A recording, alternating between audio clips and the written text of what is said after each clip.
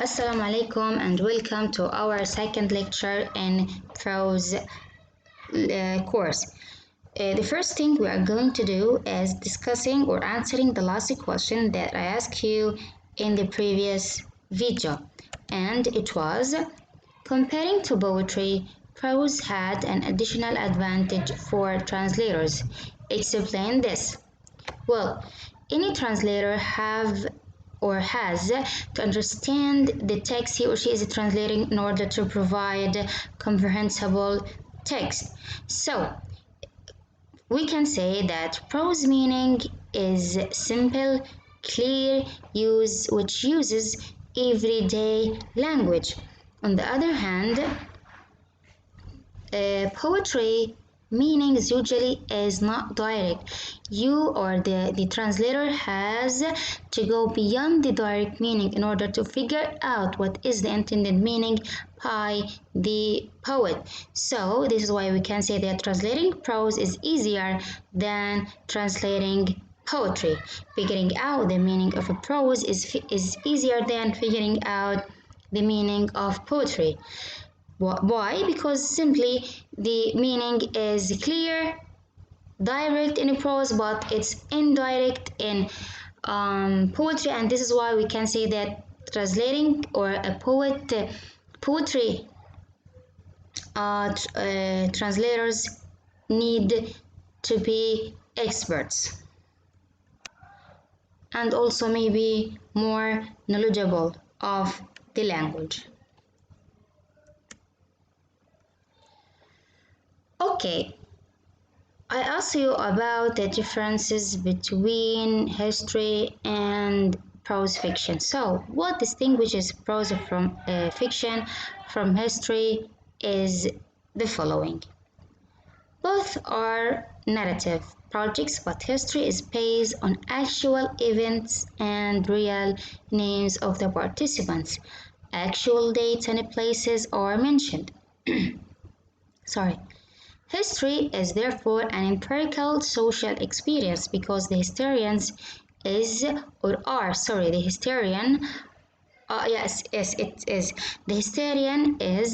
concerned with empirical data, operating as much as possible at the level of facts in pursuit of specific truths.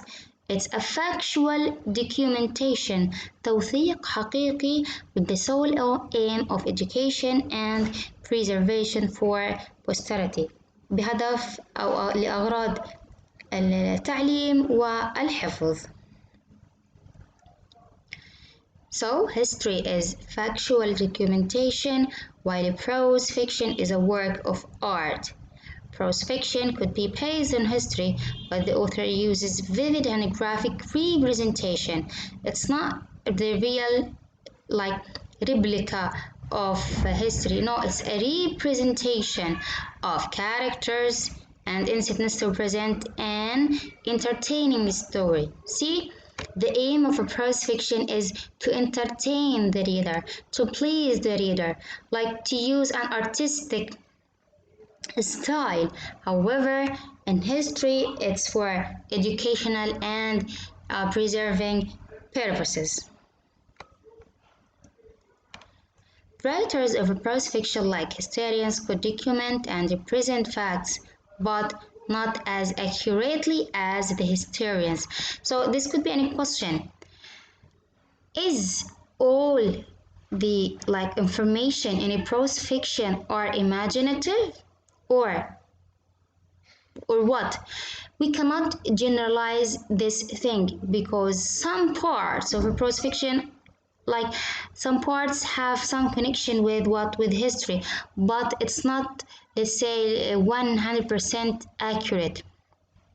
So again, writers of a prose fiction like historians could document and present facts, but not as accurately as historians, because whereas historians represent real names of the people involved, places and dates, in prose fiction, real names are not used, though known places and dates could be mentioned. You may in prose fiction find, let's say, a real place, but the characters may be not real. You may find a real character that is found in history, but this real character, let's say the plot or the events that come across this character is not, let's say, accurate events or happenings. Okay, let's continue reading from here. This means that a historical event could be presented in a prose fiction, but the writer manipulates. Manipulate بمعنى بيعدل بيضيف بيزيد بيحذف, like he has some sense of imaginative maybe. This story is an artistically satisfying manner for the reader to be pleased, like to entertain him or her. Also, we can say that the language of prose fiction could be informal, since we have said that it could be our everyday language for a particular effect, but historical language is expected to be formal, and sometimes we can say it's a standard and correct at all times. Correct because it has to be accurate also. The language of a prose fiction is distinct, and this enables the author to manipulate language to suit his or her purpose or style and for the reader's appreciation. So again, in prose fiction we focus on reader's appreciation. Here we said for the last line, for like artistically satisfying manner, and at the last line here, to give an entertaining story. I think we discussed prose fiction together, but this is like a reminder of the definition. We say that prose fiction has like two main concepts, which are fiction or fictional, imaginative, not real, and narrative, which means that it is not, for example, acted. يعني سرد ومن نبع الخيال. Or we can say it's a text written or spoken with a pattern, ordinary or everyday language. Without a metrical structure. Verse, on the other hand, is written or spoken with an arranged metrical rhythm and often a rhyme. This concept, like we may come across this concept, which is narrative. Narrative بمعنى السرد or storytelling. All peoples everywhere and throughout history tell each other stories, or as they are technically called, narratives.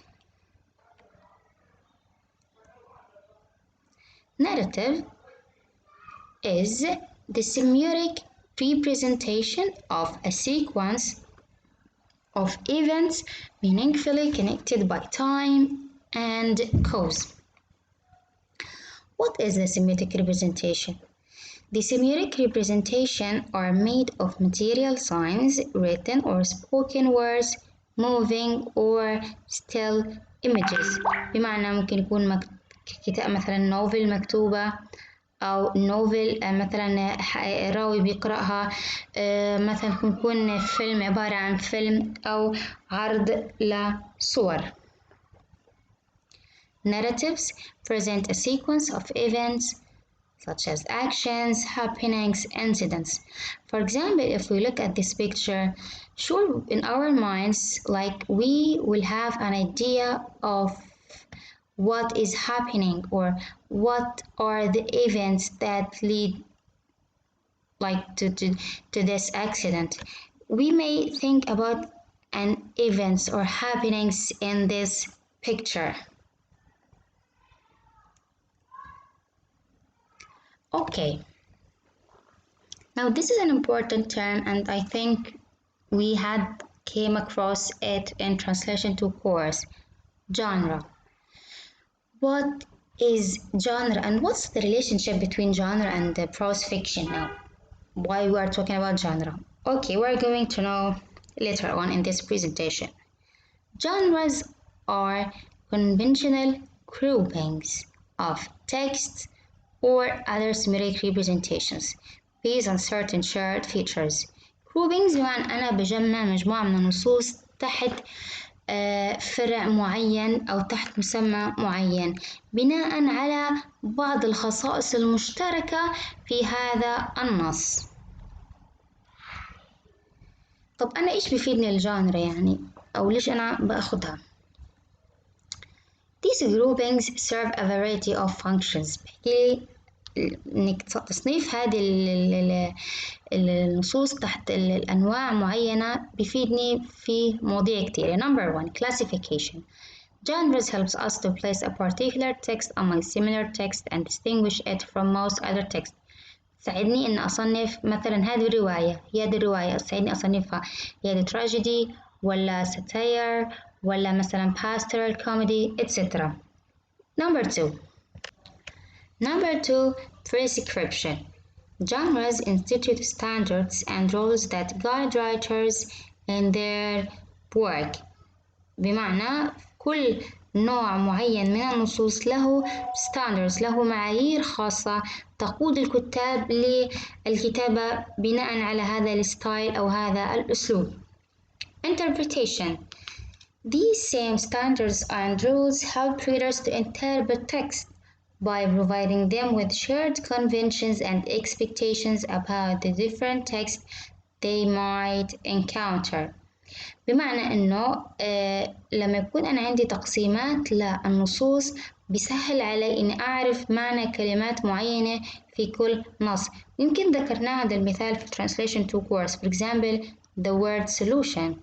In ordinary like text, it may mean or it means حل. However, if for example it's in a medical genre, it means what? محلول. Number 4 evaluation. So critics also use these standards and rules when they set out judging the artistic quality of a text by comparing it with other texts in the same genre.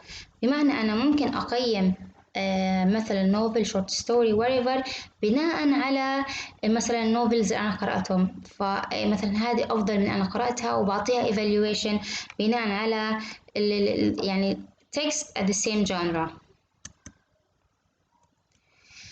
So already in ancient Greece and Rome, narrative was a major literary genre, epic. And I want to ask you, this is a question for the next lecture. What do you know about epic? And how epic is related to prose fiction? Again, this question will be discussed in the coming lecture. What is the definition of epic and how it's connected, or what's the relationship between epic and prose fiction? So let's continue. Distinct from poet, song, lyric, and stage performance, drama. Other generic classifications, particularly those related to the content of the story, such as tragedy, comedy, pastoral بمعنى ريفي, satire للنقد or criticism. Genres are continuously evolving بيتطوروا across many different dimensions وعبر الوقت, such as content, style, form, etc. They are often organized at different levels of subordination. بمعنى أنا ممكن أنت تقرأ مثلا Gothic novel من 100 سنة وتقرأ مثلا Gothic novel nowadays. You may find that there's some difference in style, some difference in content because they are evolving across many different dimensions and across time also. They are often organized at different levels of subordination in hierarchies or taxonomies of genres and sub-genres. يعني ممكن ألاقي أنا genre وألاقي تحتيها sub-genre اللي هي عنوان أو يعني إشي فرعي.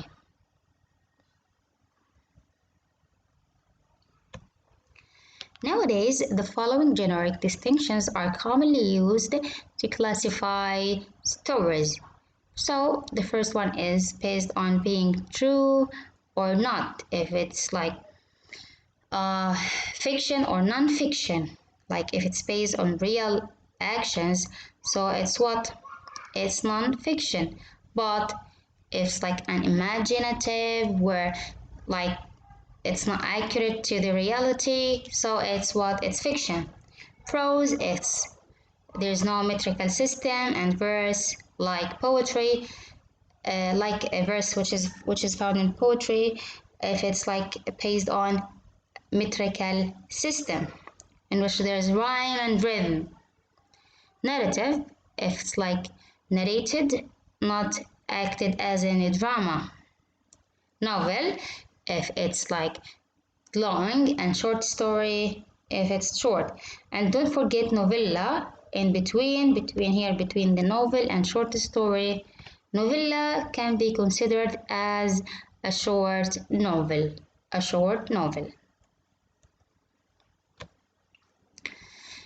If I ask you, what do you think, like here, do you think that which is better, novel or short story? Actually, there is little doubt that novels and short stories are the most popular narrative fiction genres in contemporary literature. And we cannot say that novel is better or worse than the short story.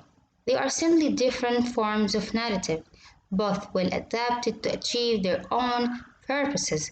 While the novel can recreate fictional world in all its complexity and vastness, the short story is able to shine a sharper light on a particular character or situation. Okay, sorry, we have some slides here. Yes, in the past, narrative fiction composed in verse was very common. Modern writers overwhelmingly tell their stories in prose to the point that most readers nowadays would be baffled ممكن يتحير أو يستغربوا if they encountered fiction written in verse. By far the most popular genres of prose fiction. Yes, okay, we talked about them, and now we're going to talk more about the difference between short story and novel. Short story needs to focus on few characters. This is the first thing. Limited number of environments. بمعنى setting بتكون عادة محددة إما in just for example one house, one city, let's say يعني setting بتكون محددة and just one sequence of events. They cannot afford or digress or add unnecessary complications to the plot. Density, concentration, and precision are essential elements of good short story writing. Novels, on the other hand, can explore many different characters, environments, and events. The story can be enriched with not just only plots, but also subplots and complications that add perspective, dynamism, and interest to the novel. Characters have room to evolve, and the author can introduce digressions. Do you know what does digressions mean? Here is the definition of digression from Oxford Dictionary. Digression means an act of talking about something that is not connected with the main point of what you are saying. بمعنى بتفرع بالكلام، بيصير عندي إسهاب في الكلام. Digression بمعنى إسهاب، تفرع، بيحكي تفاصيل زيادة عن short story. And commentary without undermining the form. Scope, breadth, and sweep. Do you know what does a sweep mean? The direct meaning of sweep is يكنس or يمسح, but here it means like مدى. يعني بيكون الكاتب معاه مدى إنه يكتب يسرح بخياله في plot, subplots, etc. are essential elements of good novel writing. Type. This is like maybe the last thing we're going to discuss in this PowerPoint. It's very important to distinguish between such terms. For example, here if we look at this picture, You have to differentiate between the real author and the implied author, and you have to be careful that the real reader is not the same as the implied reader. Well, now if we want to talk in details, let's read from the book. The implied author is not the actual individual who wrote the book, but a projection، بمعنى إسقاط لشخصية الكاتب of the individual. For instance, Ernest Hemingway was born in 1899, wrote novels like The Old Man and the Sea, and short stories like The Snows of Kilimanjaro. When we read one of his narratives, we are not listening to him telling us a story, but to a virtual persona to whom we can attribute a style, attitudes, and values based on what we find in the text itself. ممكن هذا الكاتب نفسه مثلا إرنست هيمنغواي وفي عنده ريال كاركتر، شخصية حقيقية، يكتب لي كذا رواية. في كل رواية أنا رح أشوف إسقاط معين لشخصية هذا الكاتب بسميها الإمبلايد أوثر. في كل رواية رح ألاقي virtual persona مختلفة عن الرواية الثانية بحسب الأفكار اللي بيسقطها على هذه الرواية. مثلا أنا لما أمسك رواية مثلا The Old Man and the Sea لإرنست هيمنغواي رح أتخيل في مخيلتي virtual persona لهذا الكاتب، بينما ممكن أنا أقرأ نفس العمل لنفس الكاتب ولكن ألاقي إسقاط آخر لشخصية، أخذ فكرة تانية عن هذا الكاتب. So, similarly, although we are the actual readers, the text doesn't address us as a particular individuals. Otherwise, every book could only have a single intended receiver, and the rest of us would be eavesdroppers. But the book or books are generally addressed to an abstract or generic receiver. We can define the notion of implied reader as the virtual persona to whom the implied author is addressing the narrative, as we can deduce from the text itself. Okay.